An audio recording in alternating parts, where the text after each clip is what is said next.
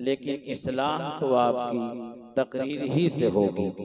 इसलिए आप हजरात दिल जमी के साथ बैठे, और ये तो मुहर्रमुल हराम है, उन महीनों में मुहर्रमुल हराम है जिन महीनों की फजीलत ज़माने जाहिलियत से लेकर अब तक है और मुसल्लम है, जिसके बारे में कुरान मुक़द्दसा में भी जिक्र है, मिन्हा अर्बअतुन अशहुरुल हुरुम। ये 4 महीने साल में ऐसे हैं जो हुर्मत वाले महीने हैं, मुक़द्दस महीने हैं, बरकत वाले महीने। साल के 12 महीनों में ये 4 महीने सबसे बाअज़मत हैं। ये कौन है? ज़िक़ादा से लेकर मुहर्रमुल हराम तक, और एक है रज्जबुल मुरज्जब। इसी में जो सानेहा करबला के मैदान का पेश आया, नवासे रसूल और खानदान अहले बैत का पेश आया। आप हज़रात वाक़यात खिताबात समाअत करते रहते हैं, बस इशारे करके मैं अपनी बात मुकम्मल करने की कोशिश करूंगा कि हजरात ये ईमान जो हमें मिला है ये अल्लाह तबारक व तआला की अजीम नेमत है, और ये नेमत यूं ही हमारे हाथ नहीं आई है। इनमें न जाने कितने लोगों ने कुर्बानियां पेश की है और सारे लोगों को आजमाइश से गुजरना पड़ा है। नबी करीम सल्लल्लाहु अलैहि वसल्लम की आमद से पहले भी दिगर जितने अंबिया अलैहिमुस्सलातु वस्सलाम तशरीफ लाए, उनमें हजरत इब्राहीम अलैहिस्सलाम की तारीख आप पढ़ें या आपने सुनी होगी वो तारीख। हजरत इब्राहीम अलैहिस्सलाम को रब ने आजमाया, हजरत इस्माइल अलैहिस्सलातु वस्सलाम को रब तबारक व तआला ने आजमाया। इसी तरह दिगर पैगंबरों को भी आजमाया गया, पैगंबरों की औलादों को भी आजमाया गया। अल्लाह तबारक व तआला आजमाता उसी को है जिससे प्यार करता है, आजमाता उसी को है जिसको अपने करीबी बनाना चाहता है। उस आजमाइश में वो कामयाब होते हैं कि नहीं होते हैं। हजरत सैयदना इमाम हुसैन रज़ी अल्लाह तआला अन्हु की शहादत और आपके 72 नफूसे कुदसिया की शहादत, ये रहती दुनिया तक के लोगों के लिए एक दर्स इबरत है कि अगर तुम्हारी जान भी चली जाए हक के नाम पर तो अपनी जान को कुर्बान कर देना, अफसोस मत करना। मौला हुसैन ने यही तो किया है। करबला की धरती पर आपने चाहो हशमत के लिए तलवार नहीं उठाई, आपने इक़्तिदार और हुकूमत के लिए तलवार नहीं उठाई। अगर आपने तलवार उठाई है तो सिर्फ इसलिए उठाई है कि नाना जान ने जो शरीयत को जो पहुंचाया था उम्मत तक, उसी शरीयत को बचाने के लिए तलवार उठाई है। और यही नहीं बल्कि अपनी जान तो जान, अपनी नन्ही सी जान हजरत मौला अली असगर को भी इसी दीन के लिए कुर्बान किया है, हजरत अली अकबर को भी इसी दीन के लिए पेश कर दिया, हजरत कासिम की जवानी भी इसी के लिए पेश कर दी। क्यों? ताकि ऐ दुश्मनों, आज के यजीदियों भी और क़यामत तक के आने वाले दुश्मनान इस्लाम जितने भी हैं वो समझ लें और इस वाक़ये से सबक ले लें कि जो मुसलमान होगा, जिसके सीने में नबी की अज़मत होगी, जिसके सीने में खुदा का कुरान होगा, वो अपनी जान तो दे देगा लेकिन नबी की कभी भी वो चाहो हशमत को और नबी की इस्मत को कभी भी कुर्बान नहीं कर सकता।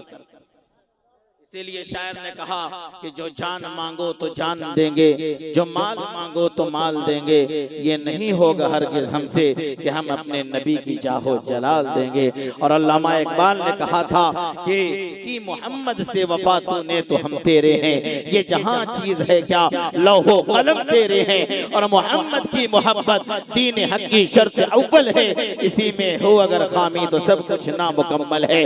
ये आज जो मुसलमान मौजूद हैं और क़यामत तक जो ईमान वाले रहेंगे, इन पर एहसान इमाम हुसैन का है, इन पर एहसान मौला अली अकबर का है, इन पर एहसान मौला अली असगर का है, इन पर एहसान हजरत कासिम का है, इन पर एहसान हजरत अब्बास अलमबरदार का है। तभी तो शायर कहता है कि इस्लाम था, इस्लाम है, इस्लाम रहेगा, इस्लाम था, इस्लाम है, इस्लाम रहेगा, कुरान था, कुरान है, कुरान रहेगा, मुसलमान था, मुसलमान है, मुसलमान रहेगा। क्यों? इसलिए कि इस्लाम की गर्दन पे हुसैन इब्ने अली का, इस्लाम की गर्दन पे हुसैन इब्ने अली का अरे एहसान था, एहसान है, एहसान रहेगा। ये एहसान है शुहदाए करबला का। इसलिए दोस्तों अपने छोटे छोटे बच्चों के दिलों में इमाम हुसैन रज़ी अल्लाह ताला अन्हु का किरदार बेबस कर दो, उन्हें तरबियत दो और उन्हें तालीम के साथ साथ ये तरबियत जरूर दो कि तुम हक के रास्ते पर जमे रहना, हक के रास्ते पर डटे रहना। तादाद में कम होने से कुछ नहीं होता, असल ताकत तो ईमान की होती है। जिसके सीने में धड़कता हुआ ईमान होता है और जिसके सीने में जज्बे ईमान होता है वो तादाद से कभी नहीं डरा करता, वो जाहो हशमत से किसी की नहीं डरता, वो किसी की हुकूमत से नहीं डरता। अगर वो डरता है तो सिर्फ नबी की गुस्ताखियों से डरता है, अहले बैत की गुस्ताखियों से डरता है।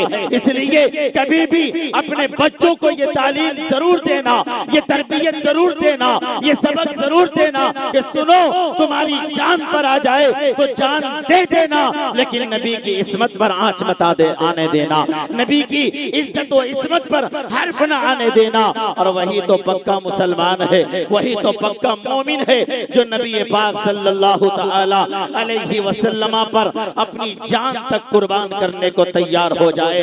बुखारी शरीफ में हदीस पाक मौजूद है, नबी पाक सल्लल्लाहु तआला अलैहि वसल्लम ने इरशाद फरमाया, वल्लज़ी नफ्सी बियदिही ला युमिनु अहदुकुम हत्ता अकूना अहब्बा इलैहि मिन वालिदिही व वलदिही वन नासी अजमईन। कि कसम खाकर प्यारे आका सल्लल्लाहु अलैहि वसल्लम ने इरशाद फरमाया कि कसम है उस परवरदिगार आलम की जिसके कब्ज़े कुदरत में मेरी जान है, कोई एक आदमी भी उस वक्त तक मोमिन नहीं हो सकता यहाँ तक के वो अपने माँ बाप से ज्यादा, वो अपनी औलाद से ज्यादा, दुनिया जहान के तमाम लोगों से ज्यादा, हत्ता के वो अपनी जान से ज्यादा मुहम्मदुर रसूलुल्लाह से मोहब्बत न करे।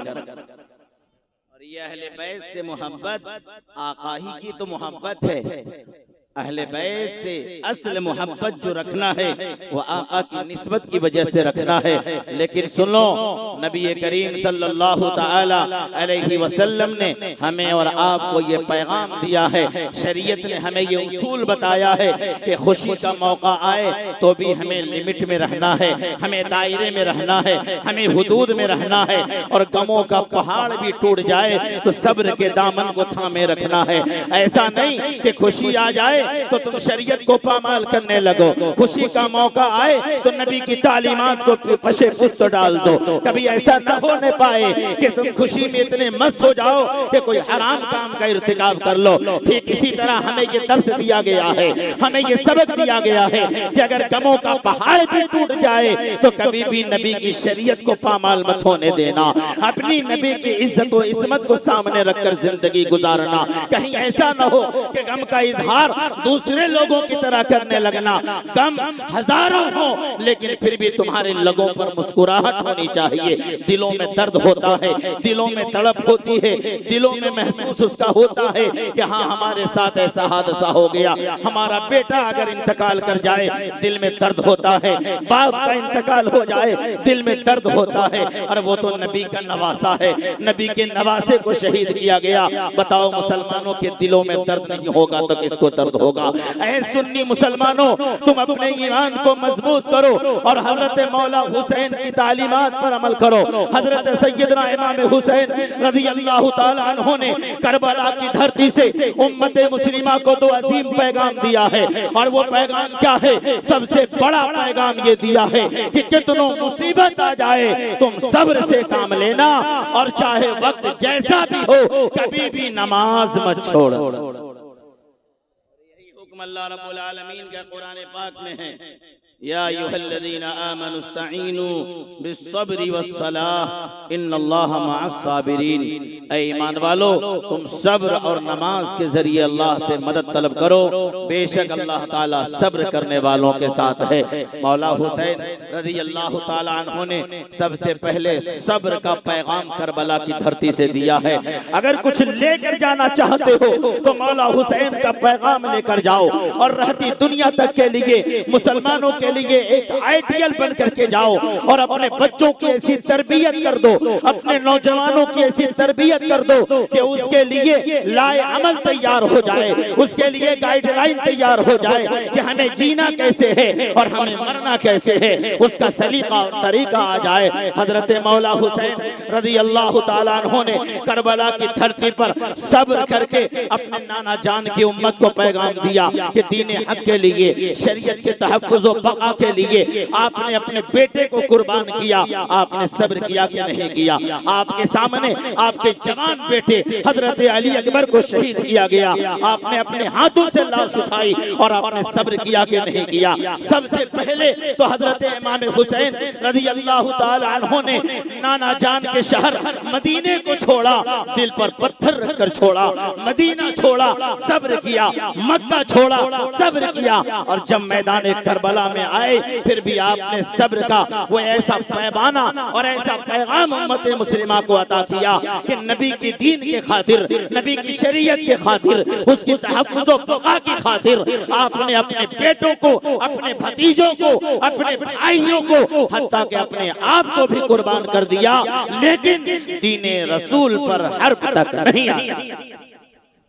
आप क्या जानते हैं कि हजरत सैयदना इमाम हुसैन रज़ी अल्लाह ताला अन्हु के साथ आपके भाइयों में सिर्फ हजरत अब्बास अलंबरदार ही शहीद हुए?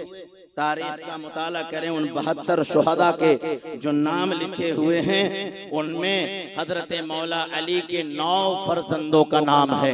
9 फर्जंद शहीद हुए हैं। खानदान अहले बैत के 21 अफराद और दिगर अंसार और सहाबा और मुसलमानों के नबी पाक सल्लल्लाहु अलैहि वसल्लम के नवासे के साथ जो दिगर शहीद हुए हैं उनकी तादाद 51 है, और हजरत मौला अली की अपनी औलाद 9 है, हजरत इमाम हुसैन।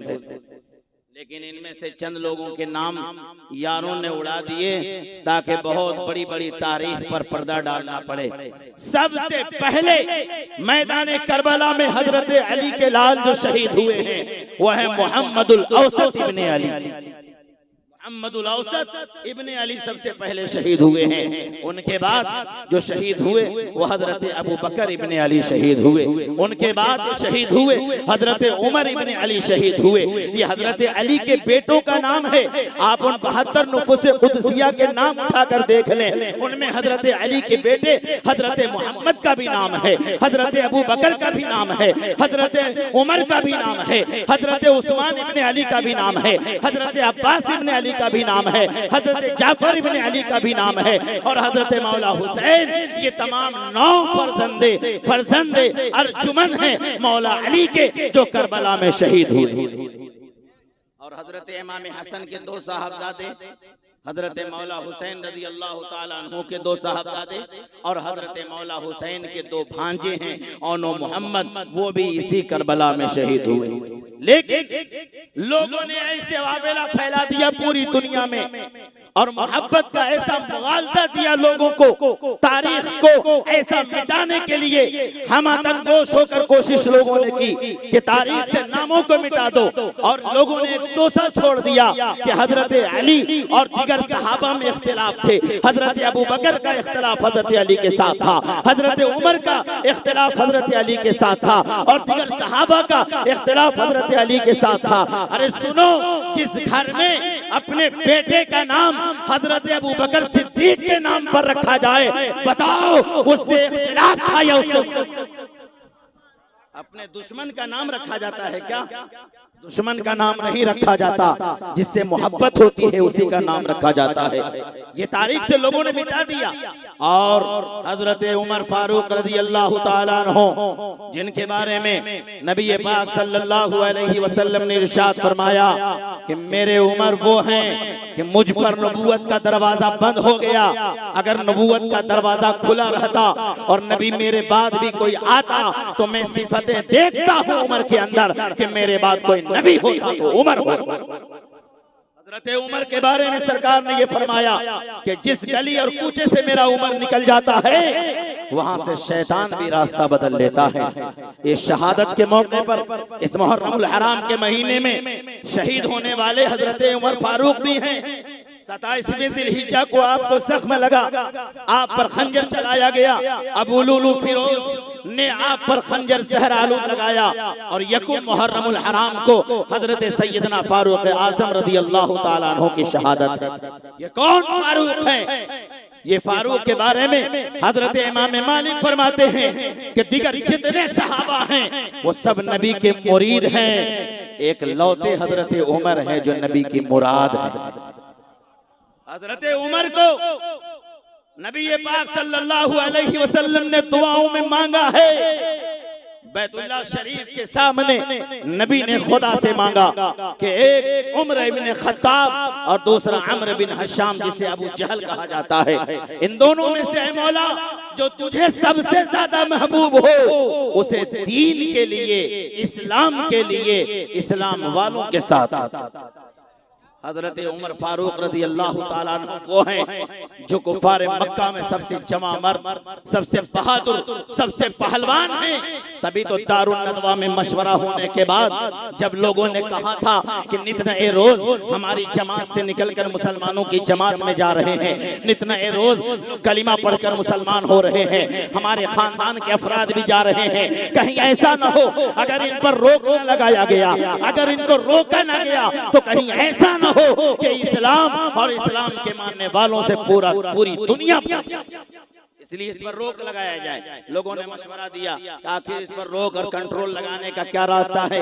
लोगों ने मशवरा दिया माज़अल्लाह रब्बिल आलमीन कि न रहेगा बांस न बजेगी बांसुरी, नबी पाक सल्लल्लाहु अलैहि वसल्लम को शहीद कर दिया जाए, कत्ल कर दिया जाए।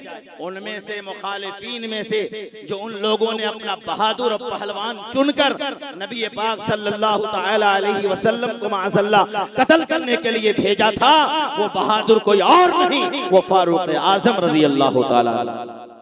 लेकिन फारूक आजम रज़ी अल्लाह तआला अन्हु को लोगों ने सर लेने के लिए भेजा था। अल्लाह तबारक व तआला ने हजरत उमर के सर को अपनी बारगाह में झुका दिया, अपने नबी के कदमों में डाल दिया।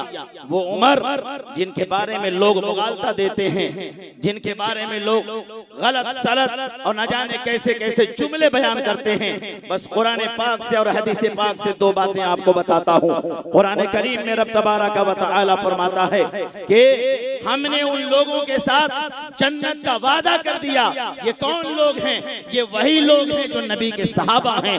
तमाम के तमाम सहाबा के बारे में नबी पाक सल्लल्लाहु अलैहि वसल्लम ने इरशाद फरमाया, असहाबी कन नुजूम बिअय्यिहिम इक्तदैतुम इहतदैतुम, कि मेरे सहाबा सितारों के मानिंद हैं, उनमें से किसी एक की भी कोई पैरवी करेगा तो कामयाब होगा।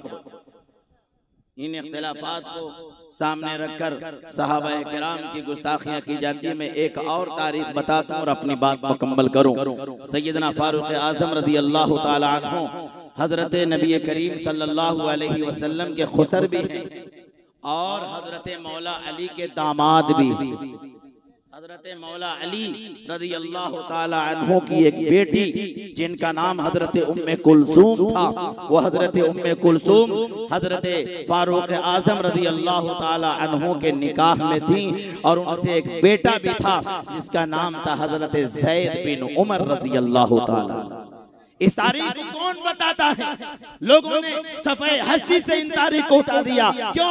इसलिए कि इख्तिलाफ दिखाना है, दुश्मनी दिखानी है, बोक्स दिखाना है। सुनो, एक सहाबा का दूसरे सहाबी से न कभी बोक्स था, न है, न कभी रह सकता था। एक दूसरे में मोहब्बत थी और मोहब्बत ऐसी थी कि एक दूसरे के लिए जान देने के लिए कुर्बान रहते। बल्कि कई मौके पर हजरत फारूक आजम ने ये जुमला फरमाया था, लौला अलीयुल लहलका उमर, अगर अली न होते तो उमर बर्बाद हो जाता, हिलाक हो जाता।